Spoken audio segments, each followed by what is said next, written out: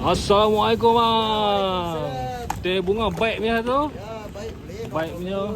Ui, bunga berkeladuk lah ni. Mana mana ni? Daripada Sungai Petani bang. Okey. Oh dia. Satu ni berapa ringgit lah? RM3 ya. Satu RM3 tu. Balik buat mana siap? Ha ni legend punya ni. Setahun sekali ada. Betul sekali ya. Kira orang kata rasa RM11,000 setahun. Tu dia. RM3 ya. Satu RM3. Ya. Cantik. Ni dia ni semua ni.